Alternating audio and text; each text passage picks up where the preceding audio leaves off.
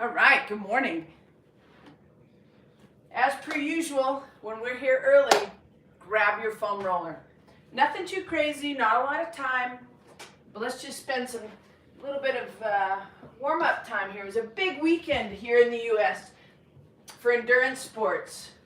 The Houston Marathon and big records broke, American records broken by amazing young athletes doing their thing. So Mobility Monday is all about setting up your week to have a great week of training. I'm gonna take my chest strap off. I just got off the bike. Just starting to get going with my training.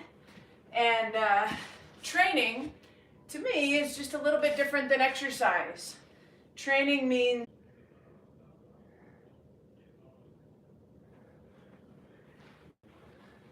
sorry about that, I'll pay close attention, make sure that we're constantly, I'm getting a booster for the basement, so don't give up on me. Okay, so back to the foam roller, getting people going on Mondays, rhythm, routine, and just making sure that we've got a pattern that is helping us just get better every single week. So spending time through that rib cage. Today, definitely going to focus on, again, thoracic spine, but also hip decoupling. So I'll be keeping an eye on it, make sure that if I lose my internet, don't worry, I'll just hit reconnect and we'll come right back to you. But I'm definitely, I want to stay committed to the live sessions because the authenticity and our ability to just talk about the weekend of racing and just kind of connect on a real time. So working through the lats, starting our swimming a little bit more intensively has definitely caused a little bit more tightness through that thoracic spine. So let's go right here into that upper back, hands behind the head, and just a little check-in. Elbows back.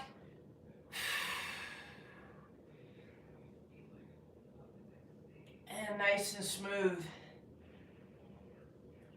Okay, so just a little bit earlier, like within the last minute here, I mentioned about hip decoupling. Your pelvis is two pieces, and it connects at two different places, and it connects at the sacroiliac joint in the back, and it also attaches at the pubic symphysis on the front. So we want to make sure that the muscles that are interacting with the pelvis in a really direct way. So go ahead and just lay into that adductors. Last week in the recorded session, we talked a little bit about internal rotation of the hip. So right here, your external rotators get tight from training. If you train on the planet Earth, which most of us do, your external rotators are going to get tight. So we need to make sure the internal rotators are active, okay? So let's make sure that the knee is in line with the hip.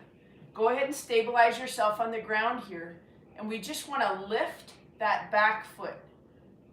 And we're just switching on the internal rotators. We don't need a lot of tension. Some people might want to put an ankle weight or be tempted to put an ankle weight there. I don't think that's a horrible idea, but I also don't think you necessarily need to do that. You just want to make sure that the internal rotator is working and functioning on a good level. Paying attention to how that's feeling on your inner thigh and seeing if it's a little bit spicy, and just knowing that training is going to bring some new sensations to foam rolling. And it should not be too painful, okay? So we want to keep our foam rolling in this group, and I'm not saying other people are wrong. This is just my approach, that pain is bad. So if you like that approach, keep showing up to Monday Mobility. So knee up at the height of the hip, and we're just working through that adductor. Using my offhand here to unweight myself just a little bit, and just working through the inner thigh.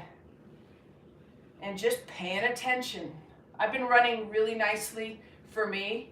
I am not the fastest runner in the age group by any means. I've got to kind of make it consistently solid front pack on the swim, maybe second pack on the swim. I gotta be up at the front on the bike because I haven't been able to really capitalize on getting that run down in the low 140s, or sometimes even the mid 140s for my 70.3. So if I can get my run just under 150, I can be super competitive in my age group. So that's my goal. So keeping these hips really happy and keeping injury free allows me to just keep training consistently. And that's what we're after, is that consistency. Internal rotation on the left side, pretty similar for me. Should have about 30 degrees or 30 degrees of internal rotation through the hips.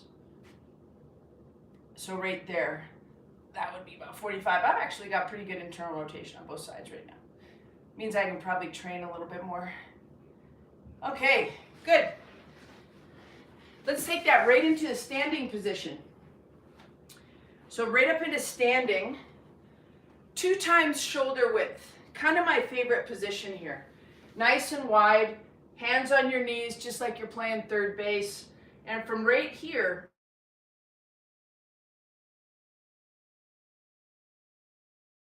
we're going to just push the hips back. Push your hips back, weight on the heels. Let's get the toes on the ground, so they're lightly on the ground, right there. And we're just going to arm trace. So let your arms hang straight down from your shoulders. Take your right thumb into your left palm and just drag it all the way up to the sky, and then bring it all the way back down. Now the left side. Drag the thumb all the way up, and then all the way back down. And then just come right back out of that. So as we start to turn through the thoracic spine, we are also going to want you to turn through your hips. On one side, when I did that first arm trace windmill move, I felt a little bit of tension in the inner thigh. You've got to push your hips back to try and find that, okay? So let's, hips back, weight on the heels, just about the height where your hands are on your knees. Hang your arms straight down from your shoulders. We're going to arm trace, and you can see I'm going to go up with my right arm. My left hip is going to come across. We're just going to go 1, and then the hips come back as well, okay? We got 5 of those on the same time, same side. 2, hips coming across every time. 3,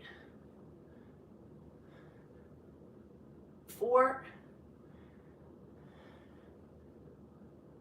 and 5, and back. And then just come right back out of that. So your hips are starting to turn in conjunction with your upper back, okay? Right here, arms hang down, head's in a nice strong position, left side. This is the side for me that's a little bit tighter. 1, 2, 3, 4, right hip is coming across, right hip coming across, and 5. Good. All right. Now, if you have a mat, let's turn it long ways. We're going to keep working on those hips. Today, you should really notice your hips feel nice. Okay, so from right there, split stance. You can see from the stripes on the mat that my feet are internally rotated just a little bit. So that means we're going to square up the outsides of the feet and only have 2 points of contact on the back foot. So the heel is floating. We still have a 50-50 weight distribution, all right? And from right there, using that half sphere of tension, I want you to go ahead and squat, keep both knees in, all 10 fingertips to the ground, right leg in front. We're going body weight squat, 10 reps. 2, 3, 4, hips are decoupled here. 5, the back hip is down. 6, 7, 8, 9, good, and 10. and then we're going to change sides. Keeping the knees in. You're going to recognize, some of you, your hips are tight, so your knees are going to want to go to the outside.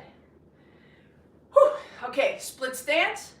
Square up the outsides of your feet. Distribution. Fingertips are going to the ground. We drop straight down. Keep your eyes on me. 1, 2, 3. You should be able to do this. 4, 5, 6, 7. Pat Koss, I'll be calling you today. 8, to make sure I get the right position for my internet booster. Thank you for offering to help me with that. Okay, we're going on a nice diagonal position and sitting onto the ground. And from here, just for the sake of understanding how wide your feet need to be, I'm going to put my feet outside of the mat. And from right here, we're going to bring the short hip. Don't let that hip come here. I want that hip open, and into the midline of the body. Come back to the middle. To the midline of the body. Hip is open on the left. So we're just going to get a little happy hips here. 1, 2, and they're happy because they 3, 4, 5. We're going all the way to 10. Be patient. 6, 7, 8, 9, 10. Good. All right, now we're going to add a little bit of intensity, add a little bit more thoracic spine mobility. Dive that right hip in, reach way across, big reach with that hand. 1. We're going to stay with the same side. Right knee, right hand. 2. Long through the lat. 3. Good. You're putting that tension into the body. 4. One more big rep. 5. Good. All right, same thing other side. Left knee is going to be diving in. Pretty wide feet. Drop in with your left knee. Reach long. A little bit of restriction there on that left.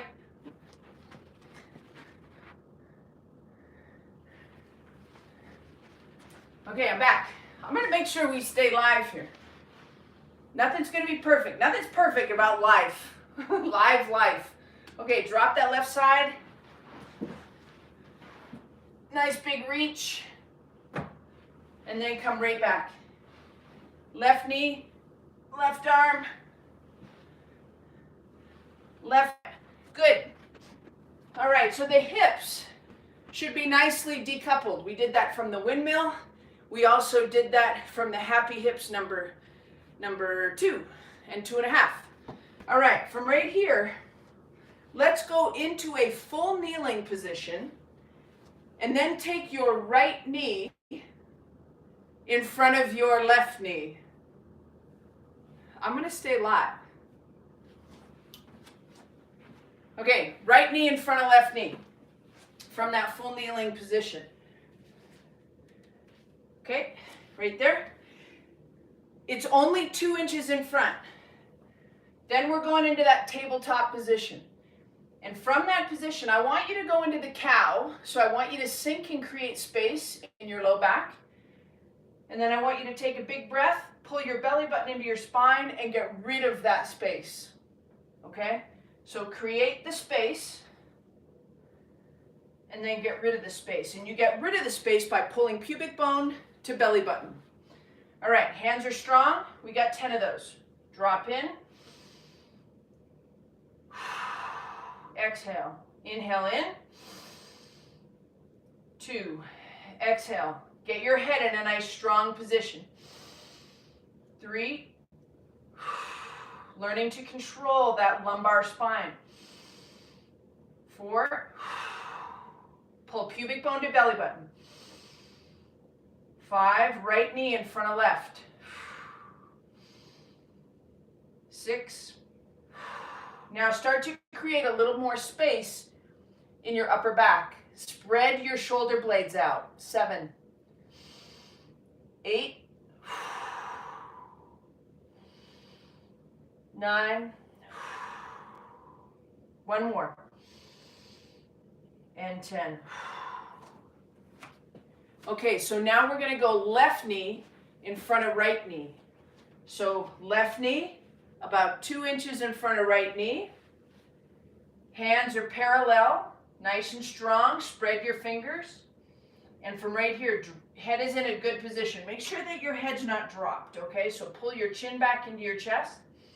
And from right here, nice and strong position. Create that space, low back. Pull pubic bone to belly button. Widen out your upper back. Now, I don't want you to go into a big cow posture. I just want you to widen out your back, okay?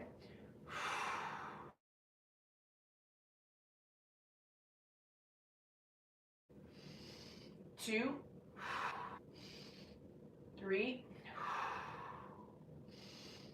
4, 5. Super happy spine here. Happy SI joint. 6, 7, 8, 9. Good. One more. And 10. Okay, we don't want to lose the ability to move your pelvis. And when the knees are offset, it is a decoupled hip. So let's just review decoupling again. If your pelvis is stuck as one piece, when you run, you're going to run like this, which is very difficult on your low back. And you may get stuck like that because of riding your bike.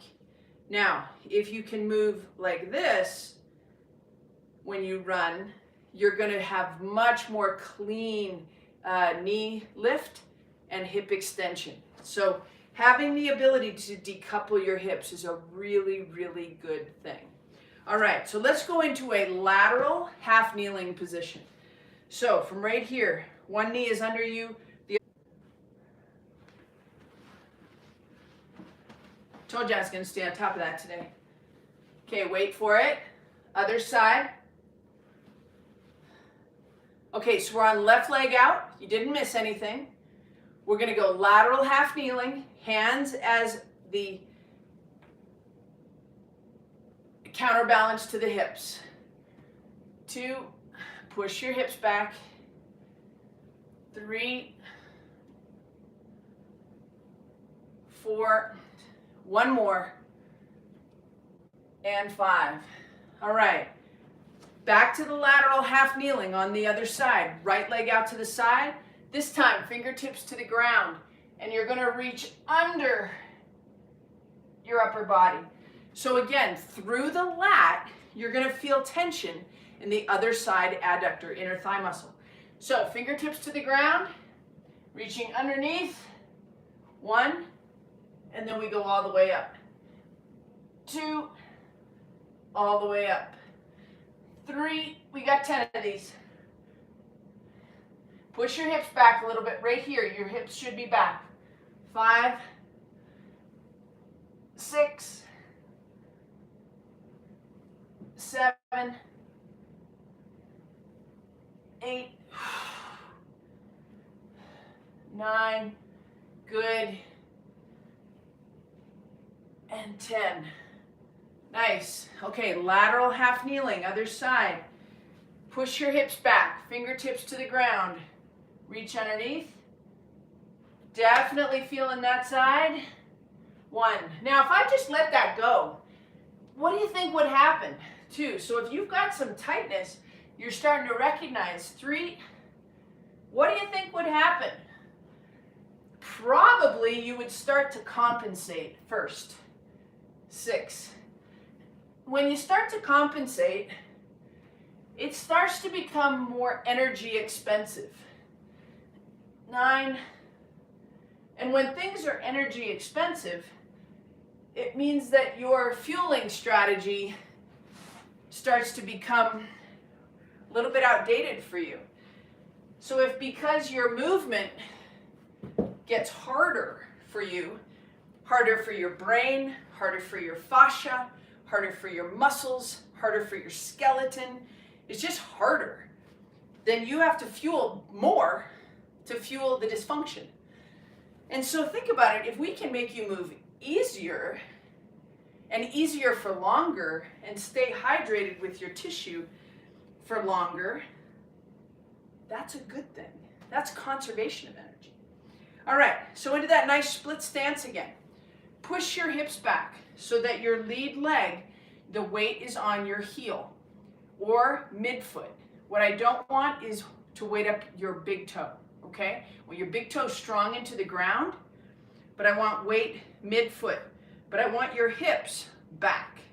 From right there, we're gonna work that hip rotation across. So, right leg is pillar strong, left hip aims mid-thigh to the right. From right there, you're gonna get a little bit of activation on the